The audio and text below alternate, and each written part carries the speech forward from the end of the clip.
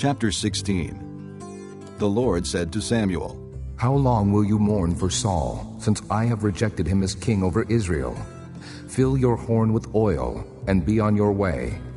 I am sending you to Jesse of Bethlehem. I have chosen one of his sons to be king. But Samuel said, How can I go? Saul will hear about it and kill me. The Lord said, Take a heifer with you and say, I have come to sacrifice to the Lord. Invite Jesse to the sacrifice, and I will show you what to do. You are to anoint for me the one I indicate. Samuel did what the Lord said. When he arrived at Bethlehem, the elders of the town trembled when they met him. They asked, Do you come in peace? Samuel replied, Yes, in peace. I have come to sacrifice to the Lord. Consecrate yourselves, and come to the sacrifice with me. Then he consecrated Jesse and his sons, and invited them to the sacrifice. When they arrived, Samuel saw Eliab, and thought, Surely the Lord's anointed stands here before the Lord. But the Lord said to Samuel, Do not consider his appearance or his height, for I have rejected him. The Lord does not look at the things man looks at. Man looks at the outward appearance, but the Lord looks at the heart. Then Jesse called Abinadab, and had him pass in front of Samuel. But Samuel said, The Lord has not chosen this one either. Jesse then had Shammah pass by. But Samuel said, Nor has the Lord chosen this one. Jesse had 7 of his sons pass before Samuel. But Samuel said to him, The Lord has not chosen these. So he asked Jesse, Are these all the sons you have? There is still the youngest, Jesse answered. but he is tending the sheep. Samuel said, Send for him. We will not sit down until he arrives. So he sent and had him brought in. He was ruddy, with a fine appearance and handsome features. Then the Lord said, Rise and anoint him. He is the one. So Samuel took the horn of oil and anointed him in the presence of his brothers. And from that day on, the Spirit of the Lord came upon David in power. Samuel then went to Ramah. Now the Spirit of the Lord had departed from Saul, and an evil spirit from the Lord tormented him. Saul's attendants said to him, See, an evil spirit from God is tormenting you. Let our Lord command his servants here to search for someone who can play the harp. He will play when the evil spirit from God comes upon you, and you will feel better. So Saul said to his attendants, Find someone who plays well and bring him to me. One of the servants answered, I have seen a son of Jesse of Bethlehem who knows how to play the harp. He is a brave man and a warrior. He speaks well and is a fine-looking man, and the Lord is with him. Then Saul sent messengers to Jesse and said, Send me your son David, who is with the sheep. So Jesse took a donkey loaded with bread, a skin of wine, and a young goat, and sent them with his son David to Saul. David came to Saul and entered his service. Saul liked him very much, and David became one of his armor-bearers. Then Saul sent word to Jesse, saying, Allow David to remain in my service, for I am pleased with him. Whenever the Spirit from God came upon Saul, David would take his harp and play. Then relief would come to Saul. He would feel better, and the evil spirit would leave him. Chapter 17. Now the Philistines gathered their forces for war and assembled at Soko in Judah. They pitched camp at Ephes-dammim, between Soko and Azekah. Saul and the Israelites assembled and camped in the valley of Elah, and drew up their battle line to meet the Philistines. The Philistines occupied one hill, and the Israelites another, with the valley between them. A champion named Goliath, who was from Gath, came out of the Philistine camp. He was over 9 feet tall. He had a bronze helmet on his head, and wore a coat of scale armor of bronze weighing 5,000 shekels. On his legs he wore bronze greaves, and a bronze javelin was slung on his back. His spear shaft was like a weaver's rod, and its iron point weighed 600 shekels. His shield-bearer went ahead of him. Goliath stood and shouted to the ranks of Israel, Why do you come out and line up for battle? Am I not a Philistine? And are you not the servants of Saul? Choose a man and have him come down to me. If he is able to fight and kill me, we will become your subjects. But if I overcome him and kill him, you will become our subjects and serve us. Then the Philistine said, This day I defy the ranks of Israel. Give me a man, and let us fight each other. On hearing the Philistines' words, Saul and all the Israelites were dismayed and terrified. Now David was the son of an Ephrathite named Jesse, who was from Bethlehem in Judah.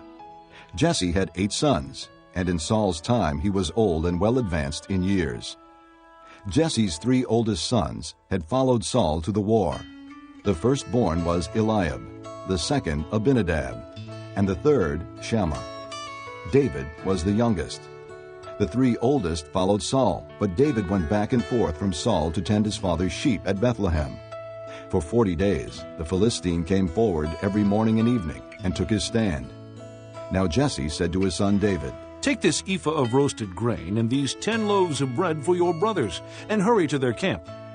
Take along these 10 cheeses to the commander of their unit. See how your brothers are, and bring back some assurance from them.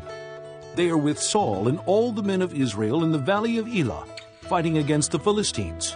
Early in the morning, David left the flock with a shepherd, loaded up and set out, as Jesse had directed. He reached the camp as the army was going out to its battle positions, shouting the war cry. Israel and the Philistines were drawing up their lines facing each other. David left his things with the keeper of supplies, ran to the battle lines, and greeted his brothers. As he was talking with them, Goliath, the Philistine champion from Gath, stepped out from his lines and shouted his usual defiance, and David heard it. When the Israelites saw the man, they all ran from him in great fear. Now the Israelites had been saying, Do you see how this man keeps coming out? He comes out to defy Israel. The king will give great wealth to the man who kills him. He will also give him his daughter in marriage, and will exempt his father's family from taxes in Israel. David asked the men standing near him, What will be done for the man who kills this Philistine and removes this disgrace from Israel? Who is this uncircumcised Philistine, that he should defy the armies of the living God? They repeated to him what they had been saying, and told him, This is what will be done for the man who kills him. When Eliab, David's oldest brother, heard him speaking with the men, he burned with anger at him and asked, Why have you come down here? And with whom did you leave those few sheep in the desert? I know how conceited you are and how wicked your heart is. You came down only to watch the battle. Now what have I done? said David. Can't I even speak? He then turned away to someone else and brought up the same matter, and the men answered him as before. What David said was overheard and reported to Saul, and Saul sent for him. David said to Saul, Let no one lose heart on account of this Philistine. Your servant will go and fight him. Saul replied, You are not able to go out against this Philistine and fight him. You are only a boy, and he has been a fighting man from his youth. But David said to Saul, Your servant has been keeping his father's sheep. When a lion or a bear came and carried off a sheep from the flock, I went after it, struck it, and rescued the sheep from its mouth. When it turned on me, I seized it by its hair, struck it, and killed it. Your servant has killed both the lion and the bear. This uncircumcised Philistine will be like one of them, because he has defied the armies of the living God. The Lord who delivered me from the paw of the lion and the paw of the bear will deliver me from the hand of this Philistine. Saul said to David, Go, and the Lord be with you. Then Saul dressed David in his own tunic. He put a coat of armor on him and a bronze helmet on his head. David fastened on his sword over the tunic and tried walking around, because he was not used to them. I cannot go in these, he said to Saul, because I am not used to them. So he took them off. Then he took his staff in his hand, chose 5 smooth stones from the stream, put them in the pouch of his shepherd's bag, and with his sling in his hand, approached the Philistine. Meanwhile, the Philistine, with his shield-bearer in front of him, kept coming closer to David. He looked David over and saw that he was only a boy, ruddy and handsome, and he despised him. He said to David, Am I a dog, that you come at me with sticks? And the Philistine cursed David by his gods. Come here, and I'll give your flesh to the birds of the air and the beasts of the field. David said to the Philistine, You come against me with sword and spear and javelin, but I come against you in the name of the Lord Almighty, the God of the armies of Israel, whom you have defied. This day the Lord will hand you over to me, and I'll strike you down and cut off your head. Today I will give the carcasses of the Philistine army to the birds of the air and the beasts of the earth, and the whole world will know that there is a God in Israel. All those gathered here will know that it is not by sword or spear that the Lord saves, for the battle is the Lord's, and he will give all of you into our hands." As the Philistine moved closer to attack him, David ran quickly toward the battle line to meet him. Reaching into his bag and taking out a stone, he slung it and struck the Philistine on the forehead. The stone sank into his forehead, and he fell face down on the ground. So David triumphed over the Philistine with a sling and a stone. Without a sword in his hand, he struck down the Philistine and killed him. David ran and stood over him. He took hold of the Philistine's sword and drew it from the scabbard. After he killed him, he cut off his head with the sword. When the Philistines saw that their hero was dead, they turned and ran. Then the men of Israel and Judah surged forward with a shout and pursued the Philistines to the entrance of Gath and to the gates of Ekron. Their dead were strewn along the Shearaim road to Gath and Ekron. When the Israelites returned from chasing the Philistines, they plundered their camp. David took the Philistine's head and brought it to Jerusalem, and he put the Philistines' weapons in his own tent. As Saul watched David going out to meet the Philistine, he said to Abner, commander of the army, "Abner, whose son is that young man?" Abner replied, "As surely as you live, O king, I don't know." The king said, "Find out whose son this young man is." As soon as David returned from killing the Philistine, Abner took him and brought him before Saul, with David still holding the Philistine's head. "Whose son are you, young man?" Saul asked him. David said, "I am the son of your servant Jesse of Bethlehem."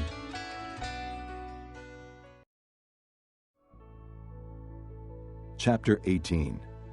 After David had finished talking with Saul, Jonathan became one in spirit with David, and he loved him as himself. From that day Saul kept David with him and did not let him return to his father's house. And Jonathan made a covenant with David because he loved him as himself. Jonathan took off the robe he was wearing and gave it to David, along with his tunic and even his sword, his bow and his belt. Whatever Saul sent him to do, David did it so successfully that Saul gave him a high rank in the army. This pleased all the people, and Saul's officers as well. When the men were returning home after David had killed the Philistine, the women came out from all the towns of Israel to meet King Saul with singing and dancing, with joyful songs, and with tambourines and lutes.